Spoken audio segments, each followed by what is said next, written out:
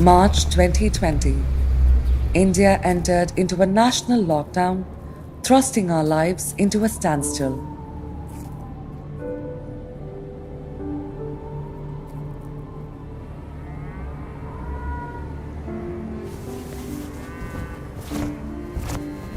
Over 140 million migrant workers, most of whom were informally employed, were left stranded without money and rations. Many, including women and children, were forced to traverse unimaginable distances on foot to go back home. I think this COVID just blew it all up. It brought to light a malaise which existed but nobody saw.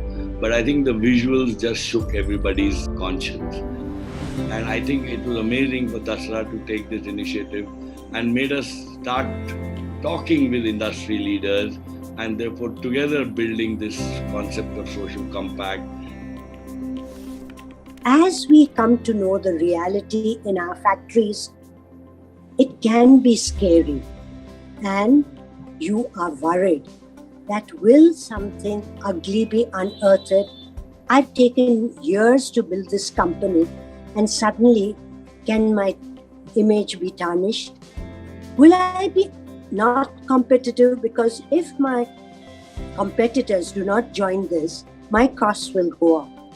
I urge each of us to let go our indifference, get over our fear, and do something so that these migrant workers' plight is improved over time.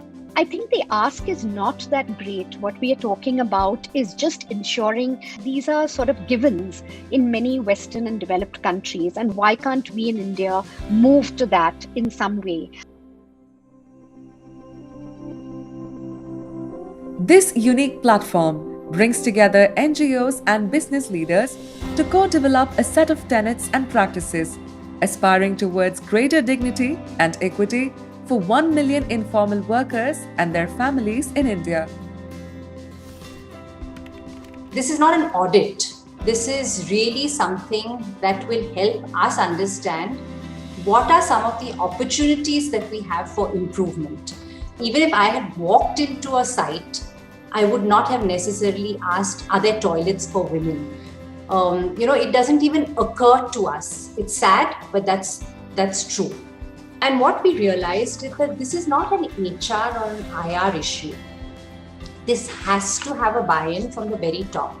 It has to start with us, either as owners or the board or top management of our companies, asking ourselves, really, what kind of future do we want for our cities? Do we want a future where we have extreme privilege and extreme poverty? Or do we have one which is much more equitable, dignified, and humane for all? I think the huge importance that is now available from the new consciousness that I see in the industry, in employers, that we need to do more and this should not be repeated. And I think that realization that is kind of, in a way, we are reminded of that business and NGOs can do this together, while state can continue to be pressured to do more, but businesses can also come in more creatively and more accountably to this discussion. We have initiated a pilot with 15 companies across Pune, Mumbai, and Ahmedabad that are engaging with non-profit partners to analyze labor practices in their ecosystem and co-create a bridge plan.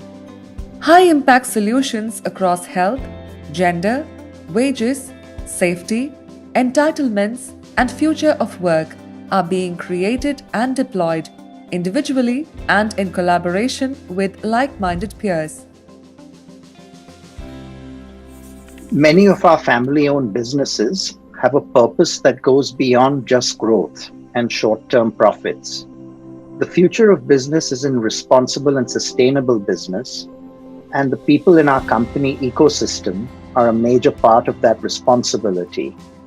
We are committed to make a difference on some of the established ESGs by measuring our current levels of performance and benchmarking ourselves to make continuous improvement.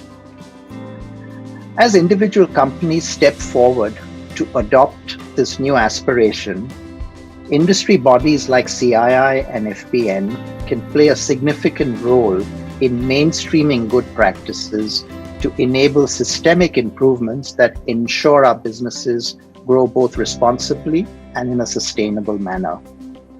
We can share good practices and learn from each other, and in the process motivate others to join us in spreading and scaling these practices to make a real difference.